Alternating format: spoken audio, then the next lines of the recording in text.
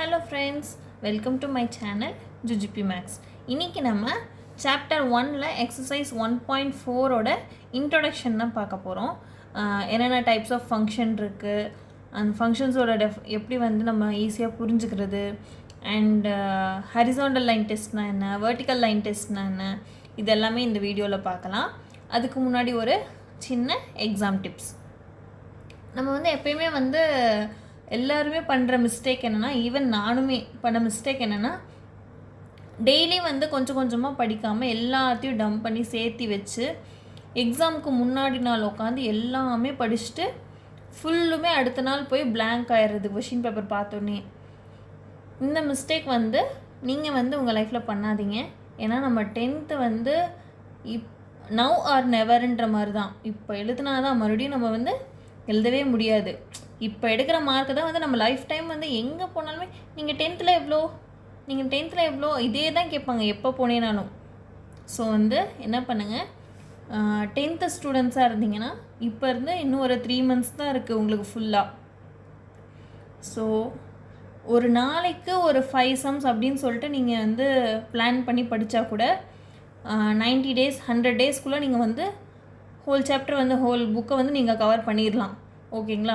So daily கொஞ்சம் கொஞ்சம் சம்ஸ்ன்னு சொல்லிட்டு நீங்கள் பிளான் பண்ணி படிங்க. டெய்லி வந்து புதுசாக சம் மட்டும் பார்த்துட்டே இருக்காதீங்க.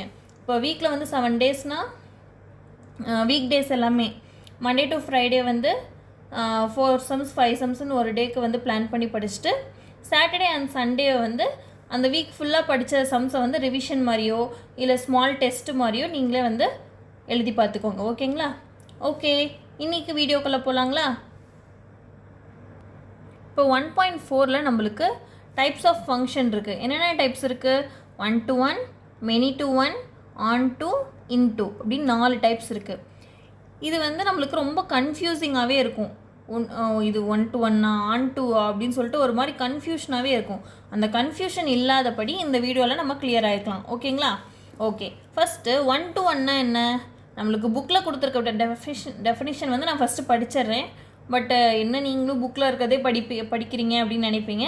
நான் கண்டிப்பாக உங்களுக்கு கிளியர் ஆகிற மாதிரி வேறு எக்ஸாம்பிள்ஸும் சொல்கிறேன். ஓகேங்களா? Okay, a function f tends to b is called 1 to 1. எப்போ 1 to 1 ஒரு ஃபங்க்ஷனை சொல்கிறாங்க? if distinct elements of ஏல இருக்க ஒவ்வொரு எலமெண்ட்டுக்கும் கண்டிப்பாக பியில் ஒரு இமேஜ் இருக்கணும். அப்போ தான் வந்து அது 1 to 1 அப்படின்னு சொல்கிறாங்க. ஃபார் எக்ஸாம்பிள், இப்போ இங்கே 4 எலமெண்ட்ஸ் இருக்கா? 1க்கு பி இருக்குது, 2க்கு ஏ இருக்குது, 3க்கு சி இருக்குது, 4க்கு இ இருக்குது. எல்லாத்துக்குமே ஒவ்வொரு வேறு இமேஜஸ் இருக்கணும். ஒரே இமேஜ் வந்து 2 இருக்குது, இதுக்கு வந்து இருக்கக்கூடாது. ஓகேங்களா? ஸோ ஒவ்வொன்றுக்கும் தனித்தனியாக வேறு இமேஜஸ் இருந்துச்சுன்னா அது 1 to 1. ஓகே, இப்போ 1 to 1க்கு ஒரு எக்ஸாம்பிள் பார்க்கலாம். ஃபஸ்ட்டு வந்து ஸ்டூடெண்ட்ஸு, இங்கே ரோல் நம்பர். ஓகே, இப்போ 1 2 3 4ன்னு 4 பேர் இருக்காங்க. அவங்களுக்கு ரோல் நம்பர் எப்படிப்பா கொடுக்க முடியும்? ஒரு ஸ்டூடெண்ட்டுக்கு ஒரு ரோல் நம்பர் தான் இருக்கும். ஆமாவா? ஒருத்தருக்கே 2 ரோல் நம்பர் எப்படி இருக்கும்? ஸோ ஒரு ஸ்டூடெண்ட்டுக்கு ஒரு ரோல் நம்பர், அந்த மாதிரி ஞாபகம் வச்சுக்கோங்க. ஸோ இது 1 to 1. ஓகேங்களா? 1 to 1 அப்படின்னாவே நம்மளுக்கு பட்டுன்னு என்ன ஞாபகம் வரணும்? ரோல் நம்பர் அப்படின்னு ஞாபகம் வந்துடணும் நம்மளுக்கு. ஓகே ஓகே, இப்போது next many to 1 function. many to 1 ஃபங்க்ஷன்னா என்ன? a function f is to a tends to b is called many to 1. எப்போ many to 1ன்னு சொல்லலாம்?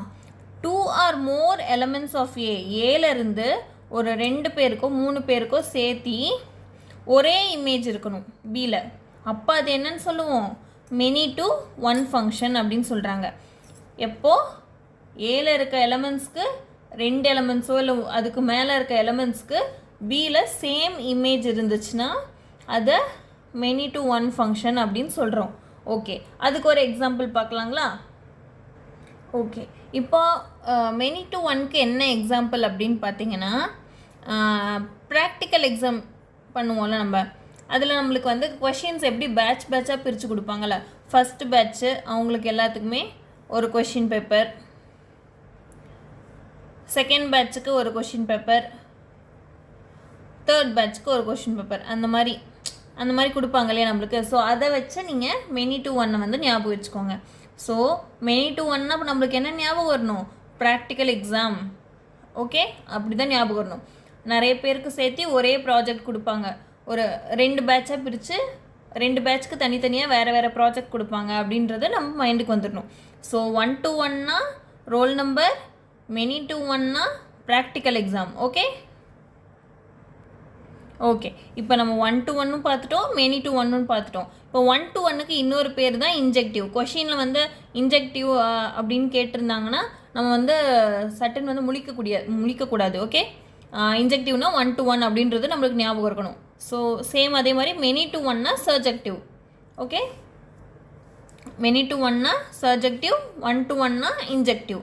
ஓகே, அடுத்து ஆன் டூனா என்னன்னு பார்க்கலாங்களா? ஆன் டூனா என்னென்னா, a function f is to a tends to b is called, ஒரு ஃபங்க்ஷனை எப்போ ஆன்டூன்னு சொல்கிறாங்க, is called onto function if the range of f is equal to codomain of f. ரேஞ்சும் கோடொமைனும் ஈக்குவலாக இருந்துச்சுன்னா அதை என்னன்னு சொல்கிறாங்க? ஆன்டு ஃபங்க்ஷன் அப்படின்னு சொல்கிறாங்க.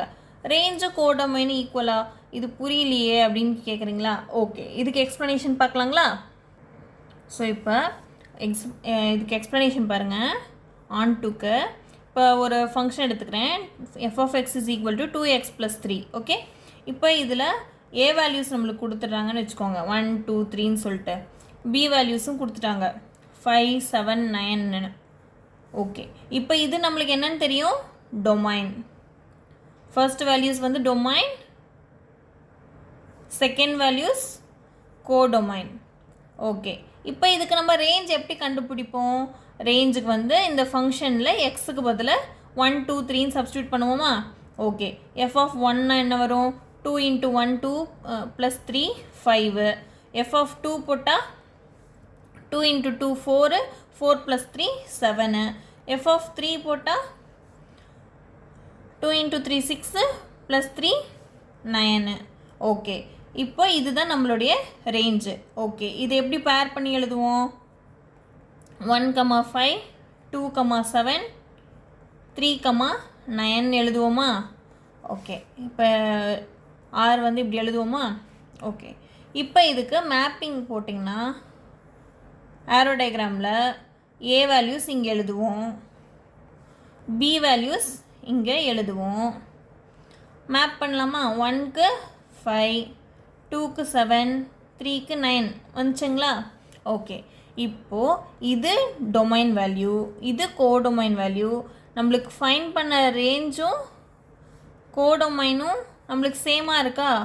ஸோ இந்த மாதிரி இருந்துச்சுன்னா இதுக்கு பேர் ஆன்டு ஃபங்க்ஷன்.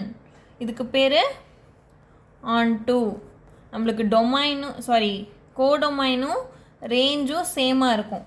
அதாவது இங்கே பியில் இருக்க வேல்யூஸு எல்லாமே மேப்பாக இருந்துச்சுன்னா, இங்கே 1லேருந்து மேப்பிங் வருது இல்லையா இந்த ஆரோ டயக்ராம், ஆரோ வந்து எல்லாமே மார்க்காக இருந்துச்சுன்னா அது ஆன்டு ஃபங்க்ஷன்.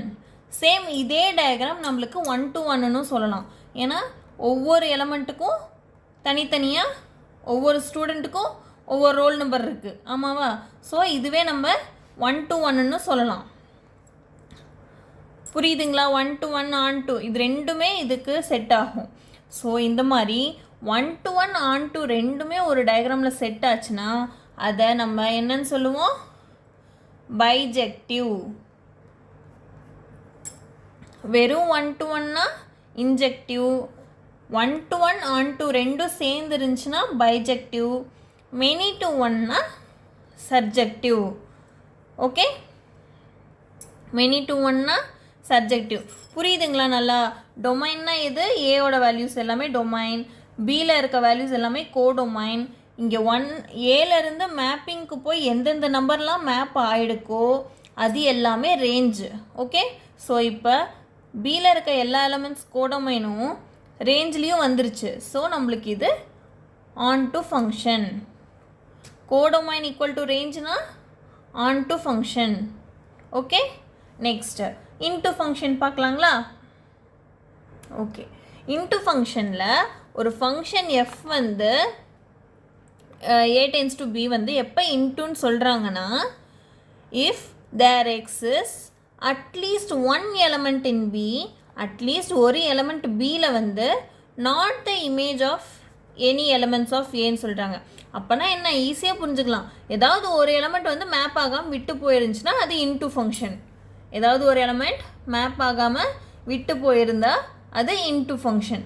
ஓகே, இப்போ இதில் பாருங்கள், 1க்கு இருக்குது, 2க்கு இருக்குது, 3க்கு இருக்குது, பட் ஒரு வேல்யூ வந்து எக்ஸ்ட்ரா நம்மளுக்கு இருக்குது. ஓகே, ஸோ இதை வந்து நம்ம என்ன சொல்கிறோம், இன்டூ ஃபங்க்ஷன். ஒரு வேல்யூ விட்டு போயிருந்தா பியில் அதை இன்டூ ஃபங்க்ஷன்னு சொல்கிறோம். பைஜெக்டிவ் ஆல்ரெடி சொன்னால் 1 to 1ஆகவும் இருந்து on 2ஆகவும் இருக்கணும். ஏல இருக்க எல்லா எலமெண்ட்ஸ்க்கும் பியில் எலமெண்ட்ஸ் இருக்குது அண்ட் பியில் இருக்க எல்லா எலமெண்ட்ஸும் மேப் ஆகிருந்துச்சுன்னா அது on to ஃபங்க்ஷன். அண்ட் ஏல இருக்க எல்லாத்துக்குமே ஒவ்வொரு தனித்தனி இமேஜ் இருந்துச்சுன்னா அது into function, sorry 1 to 1 function. So 1 to 1 on 2 ரெண்டுமே இருந்துச்சுன்னா அது பைஜெக்ஷன். ஓகே, இப்போது ஃபங்க்ஷன்ஸ் எல்லாமே கிளியர் ஆகிடுச்சுங்களா? 1 to 1, many to 1, on to, into. ஓகே, 1 to 1னா ரோல் நம்பர், many to 1னா ப்ராக்டிக்கல், on toனா கோடொமைனும் ரேஞ்சும் சேமாக இருக்கணும், ஈக்குவலாக இருக்கணும். இன்டூனா பியில் எக்ஸஸ் வேல்யூ இருக்கணும், அதாவது விட்டு போயிருக்கணும். ஓகே, அவ்வளோதான் நம்மளுக்கு 4 ஃபங்க்ஷன்ஸும். அடுத்து ஓகே, இப்போது நெக்ஸ்ட் என்ன பார்க்குறோன்னா horizontal line test, vertical line test. Horizontal line test, vertical line டெஸ்ட்னால் ஒன்றுமே இல்லை. ஹரிசாண்டலாக கொடுத்துருக்க கிராஃபில் நம்ம ஒரு லைன் வரைய போகிறோம். ஓகே, எங்கே வேணால் வரையலாம். ஓகே, அந்த கிராஃப் இருக்க இடத்துல நீங்கள் எங்கே வேணால் வரையலாம், இங்கேயோ இங்கேயோ எங்கே வேணால் வரையலாம். ஆனால் நம்ம வரைகிற லைனு கிராஃபை ஒரு இடத்துல தான் மீட் ஆகணும். இந்த கிராஃபில் பாருங்கள் 2 இடத்துல மீட் ஆகுது.